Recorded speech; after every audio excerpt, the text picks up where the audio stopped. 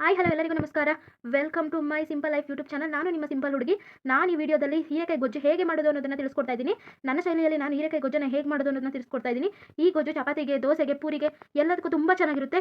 ಬನ್ನಿ ಹೇಗೆ ಈ ಹೀರೆಕಾಯಿ ಗೊಜ್ಜನ್ನು ಮಾಡೋದು ಹಾಗೂ ಇದಕ್ಕೆ ಏನೇನು ಬೇಕು ಅನ್ನೋದನ್ನು ನೋಡೋಣ. ನಾನಿಲ್ಲಿ ಒಂದು ಹೀರೆಕಾಯಿನ ಚೆನ್ನಾಗಿ ತೊಳೆದು ಸಣ್ಣಕ್ಕೆ ಹೆಚ್ಚಿಟ್ಕೊಂಡಿದ್ದೀನಿ. ಮತ್ತು 2 ಟೊಮೊಟೊನ ಸಣ್ಣಕ್ಕೆ ಹೆಚ್ಚಿಟ್ಕೊಂಡಿದ್ದೀನಿ. ಒಂದು ದೊಡ್ಡದು ಈರುಳ್ಳಿ ಹೆಚ್ಚಿಟ್ಕೊಂಡಿದ್ದೀನಿ. ಮತ್ತು ಕಡಲೆಬೇಳೆ, ಸಾಸಿವೆ, ಉಪ್ಪು, ಎಣ್ಣೆ, ಅರಿಶಿನ, ಕೊತ್ತಂಬರಿ, ಕರಿಬೇವನ್ನ ನಾನು ಇದಕ್ಕೆ ಆಮೇಲೆ ಆ್ಯಡ್ ಮಾಡ್ಕೊಳ್ತೀನಿ.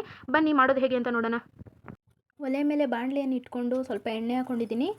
ಎಣ್ಣೆ ಕಾದಿದೆ, ಸಾಸಿವೆ ಹಾಕ್ಕೊಳ್ತಾ ಇದ್ದೀನಿ. ಸ್ವಲ್ಪ ಕಡಲೆಬೇಳೆ ಹಾಕ್ಕೊಳ್ತಾ ಇದ್ದೀನಿ.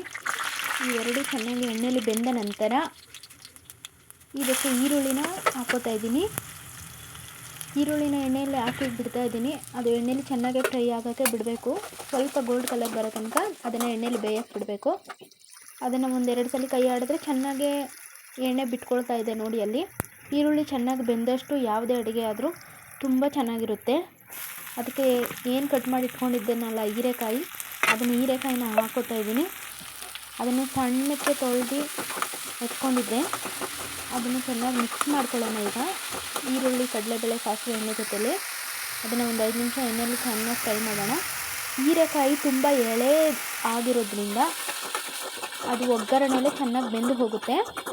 ಬಲ್ತಿದ್ರೆ ಸ್ವಲ್ಪ ಕಷ್ಟ, ಚೆನ್ನಾಗಿ ಫ್ರೈ ಮಾಡಬೇಕಾಗುತ್ತೆ. ಅದು ಎಳಸಾಗಿರೋದ್ರಿಂದ ಬೆಂದಿರೋದ್ರಿಂದ ಇದಕ್ಕೆ ನಾನು ಟೊಮೊಟೊ ಆ್ಯಡ್ ಮಾಡಿಕೊಂಡೆ. ಟೊಮೊಟೊ ಮತ್ತು ಹೀರೆಕಾಯಿನ ಎರಡನ್ನೂ ಚೆನ್ನಾಗಿ ಫ್ರೈ ಮಾಡ್ಕೊತಾ ಇದ್ದೀನಿ. ಅದಕ್ಕೆ ಸ್ವಲ್ಪ ಅರಿಶಿನ, ರುಚಿಗೆ ತಕ್ಕಷ್ಟು ಉಪ್ಪು, ಸ್ವಲ್ಪ ಸಾಂಬಾರು ಪುಡಿನೂ ಹಾಕ್ಬೇಕು ಇದಕ್ಕೆ. ಅದನ್ನು ಮಿಕ್ಸ್ ಮಾಡಿಕೊಂಡು ಈಗ ನಾನು ಅದಕ್ಕೆ ಸಾಂಬಾರು ಪುಡಿನೂ ಕೂಡ ಹಾಕ್ಕೋತೀನಿ. ನಿಮಗೆ ಖಾರ ಎಷ್ಟು ಬೇಕೋ ಅಷ್ಟು ಸಾಂಬಾರು ಪುಡಿ ಅಥವಾ ಹಸಿಮೆಣ್ಸಿನ್ಕಾಯಿ ಯೂಸ್ ಮಾಡೋರು ಹಸಿಮೆಣ್ಸಿನ್ಕಾಯಿನೂ ಯೂಸ್ ಮಾಡ್ಬೋದು. ಆದರೆ ನಾನಿಲ್ಲಿ ಹಸಿಮೆಣ್ಸಿನ್ಕಾಯಿ ಯೂಸ್ ಮಾಡ್ತಾಯಿಲ್ಲ. ಸಾಂಬಾರು ಪೌಡ್ರ್ ಹಾಕಿ ಮಿಕ್ಸ್ ಮಾಡ್ಕೊತಾ ಇದ್ದೀನಿ. ಒಂದು 5 ನಿಮಿಷ ಚೆನ್ನಾಗಿ ಇದನ್ನು ಬೇಯಕ್ಕೆ ಬಿಡಬೇಕು. ಅದು ಎಣ್ಣೆ ಬಿಡೋ ತನಕ. ಅದು ಎಣ್ಣೆ ಬಿಟ್ಟಿದ ನಂತರ ಇದು ರೆಡಿ ಆಯಿತು ಅಂತಲೇ ಅರ್ಥ.